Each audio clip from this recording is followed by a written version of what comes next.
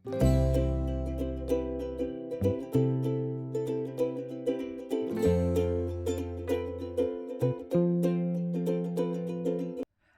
merhaba, Hayatım Örgü Motifistan'a hoş geldiniz. Bugün de sizlerle şöyle 3 boyutlu tığ işi örnek çalışması yapacağız. Şöyle biraz yakından göstermek istiyorum. Bakın bu şekilde ön yüzden 3 boyutlu bir görünüme sahip. Hemen şöyle ters yüzüne de bakalım. Ters yüzünden de bu şekilde görünüyor.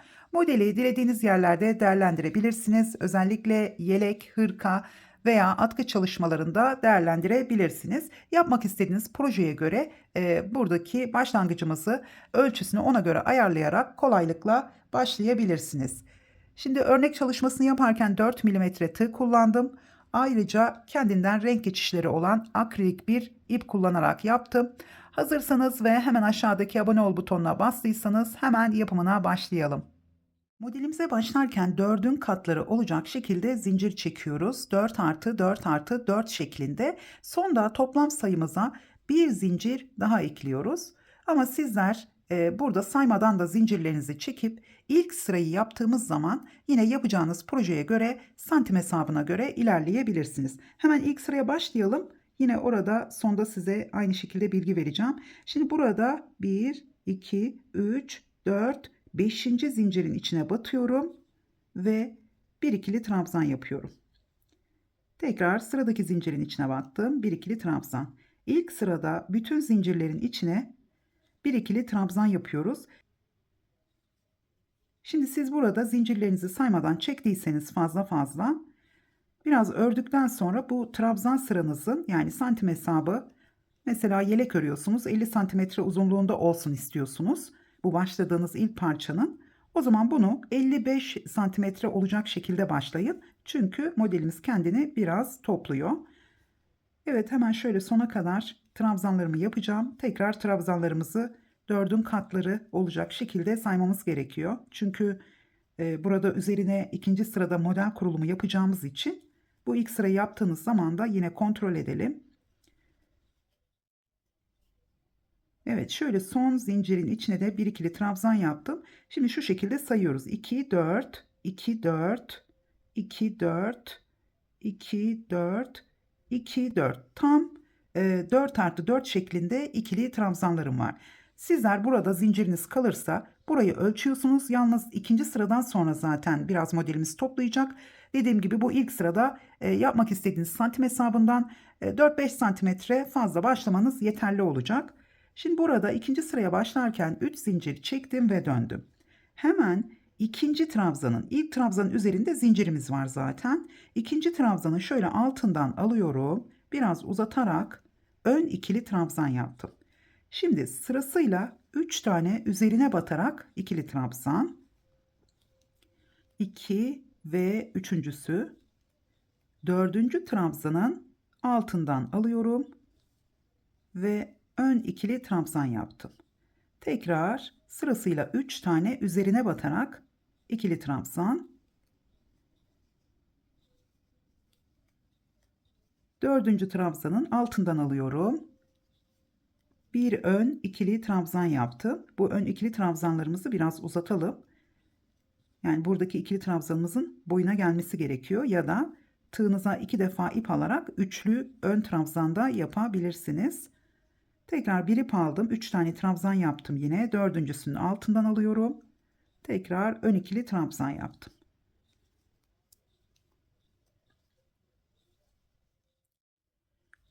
Sıranın sonuna geldim. Sonda burada 2 tane trabzanım arttı. Sanırım bir tane fazladan hesaplamışım. Şimdi burada son trabzanın üzerine, bu kenarda zaten zincirimiz var. Onu bırakıyorum. Son trabzanın üzerine bir ikili trabzan yaptım. Yani burada yine sondan bir önceki trabzanımız ön ikili trabzan. Tekrar 1, 2, 3 zincir çektim ve döndüm. Şimdi burada hemen şöyle arkadan tığımı geçiriyorum. Ön yüzde ön ikili trabzan olan trabzanımızı terste arka ikili trabzan olarak yapıyorum. Hemen ikinci trabzanıma bakın, bu şekilde ön yüzde, çünkü ön ikili trabzan olarak ilerleyecek. Şimdi sırasıyla 3 tane trabzanımı şöyle altından alarak ön ikili trabzan yapıyorum. Burası ters yüzü örgümüzün, yani tersi olacak bundan sonra. Şöyle üçüncü ön ikili trabzanımı yaptım. Şimdi dördüncü trabzanımız yine ön yüzde ön ikili trabzan. Hemen bunu şöyle arkadan tığımı geçiriyorum. Buradan bir ip aldım ve arka ikili trabzan yaptım. Tekrar sırada gelen 3 tane trabzanımızı ön ikili trabzan olarak yapalım. Şöyle 2 ve üçüncüsü. Yine dördüncü trabzanı burada da kontrol edelim. Belki yanlışlık olmuş olabilir. Yine ön ikili trabzanı arka ikili trabzan olarak arka yüzde arka ikili trabzan olarak yapıyoruz. Yine sırasıyla 3 tane ön ikili trabzan. Şimdi modelimiz aslında 2 sıranın tekrarından oluşuyor. Kaydırma yaptığımız için 4 sıranın tekrarından oluşuyor. O yüzden kenarlarda sadece fark ediyor. Yani her 4 sırada bir bu başlamış olduğumuz 1 ve 2. sıraya tekrar dönüyoruz. Evet, şimdi sonda yine şöyle bir tane, bakın burada şöyle 3 tane ön ikili trabzan yapacağım. Konuşurken karıştırmışım. Şöyle 3 tane ön ikili trabzan. Yine sondan bir önceki trabzanımız, bakın burada ön ikili trabzan. Hemen şöyle arkadan alıyorum. Buraya arka ikili trabzan yaptım. Şimdi bir tane kenar trabzanı yapacağım. Evet, üçüncü sırayı tamamladık. Aslında burası başlangıç sırası. Modelimizin ikinci sırasını tamamlamış olduk. Tekrar 1, 2, 3 zincir çektim ve ön yüze döndüm. Evet, kurulumunu yapmış olduk. Şimdi modelimizi kaydırma yapacağız. Nasıl yapıyoruz? Arada her zaman trabzanlarımız görüyorsunuz 3 tane. Bu defa başlangıçta 3 tane trabzanımız olacak. İkinci trabzanın üzerine bir ikili trabzan. Yine üçüncü trabzanın üzerine batarak üçüncü ikili trabzanımı yaptım. Yani şu baştaki zincirimizle beraber burada 3 tane trabzanımız var. Şimdi sıradaki trabzanın, yani dördüncü trabzanın altından alıyorum.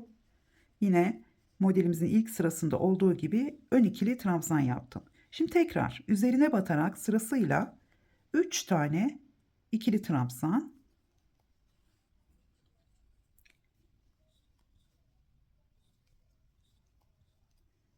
burada yine dördüncü trabzanın altından alıyorum. Ön ikili trabzan yaptım. Tekrar 3 tane üzerine batarak ikili trabzan. Yani bu defa ön ikili trabzanların tam, bakın şu ortalarda 3 tane trabzanımız var. Bu ikinci trabzanı ön ikili trabzan olarak yapıyoruz. Buradan aldım. Tekrar ön ikili trabzan. Sırasıyla yine 3 tane üzerine batarak ikili trabzan. Evet, şimdi son kez şöyle dördüncü trabzanın üzerinden ön ikili trabzan yaptık. Bakın yine aralarda hep 3 tane trabzanımız, bir tane ön ikili trabzanımız var. Şimdi sonda yine 3 tane kaldı. Yine üzerine batarak başlangıçta olduğu gibi ikili trabzan yapıyorum. Ve şöyle kenar trabzanımız. Evet, şimdi modelimizin dördüncü sırasını yapacağız. Daha sonra bu ilk sıraya tekrar döneceğiz. Şu sırayı saymıyorum. İlk sıraya tekrar döneceğiz. 3 tane zincir çektim. Şimdi burada sırasıyla 2 tane ön ikili trabzan yapıyorum. Aralarda 3 tane, başlangıçta 2 tane yapıyoruz. Çünkü burada ilk trabzanımız yine trabzanın üzerine geldiği için. Şimdi yine sırada dördüncü trabzanımızı arka ikili trabzan yapıyorum. Bakın ön yüzde ön trabzan olabilmesi için. Şimdi tekrar arada 3 tane var. Yine ikinci sırada yaptığımız gibi, yani bu kenarda başlangıcı yaptığımız zaman aralarda 3 tane ön ikili trabzan, bir tane arka ikili trabzan. Şurada bakın arka ikili trabzanımız zaten araya gizleniyor. Bunu şöyle aradan alıyorum ve bir arka ikili trabzan daha yaptım. Evet, tekrar 3 tane ön ikili trabzan ve bir tane arka ikili trabzan.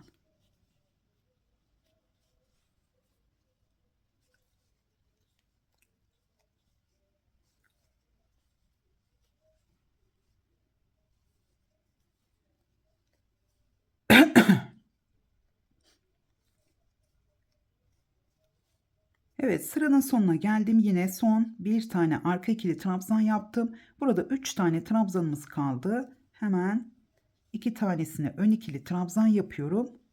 Sonuncusunu burada kenar trabzanı üzerine batarak yapacağım.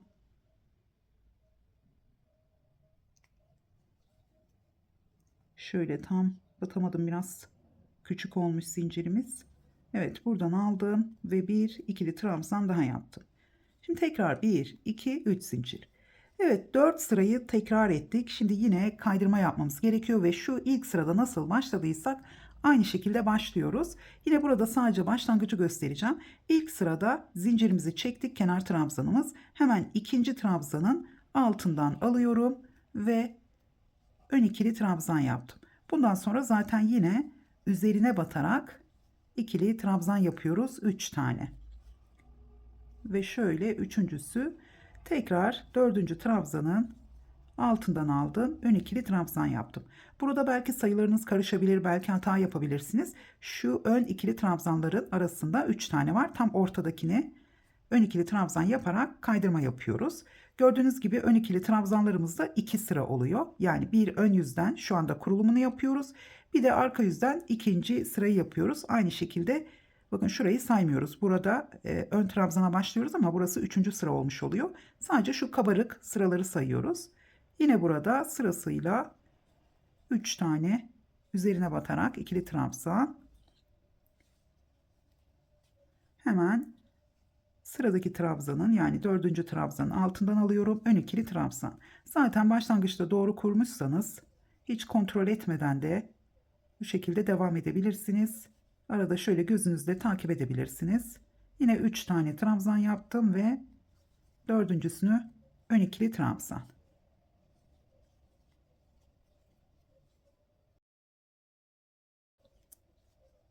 Evet, şöyle üçüncü ikili trabzanımı üzerine batarak yaptım. Başlangıçta olduğu gibi yine buradan da takip edebiliriz. Sondan bir önceki trabzanı ön ikili trabzan yapıyorum. Hemen şöyle kenar trabzanımızı yapalım. Evet, şimdi 3 zincir çekerek yine arka sıraya, şöyle arkaya döndüğümüz zaman yine burada ikinci trabzanı arka ikili trabzan yapıp aradaki 3 taneyi ön ikili trabzan yapıyoruz. Arka ikili trabzan, 3 taneyi ön ikili trabzan şeklinde tamamlayıp yeni sıraya başladığımız zaman buradan, yani başlangıçta 3 tane olacak kenarla birlikte. Daha sonra burada kaydırmamızı nasıl yaptıysak aynı şekilde kaydırmamızı yaparak modelimizi devam ettiriyoruz. Evet, bu şekilde modelimizin anlatımını tamamlamış olduk. Umarım beğenmişsinizdir. İzlediğiniz için teşekkür ediyorum. Beğendiyseniz beğen butonuna basmayı ve yorum bırakmayı unutmayın. Tekrar görüşünceye kadar hoşça kalın.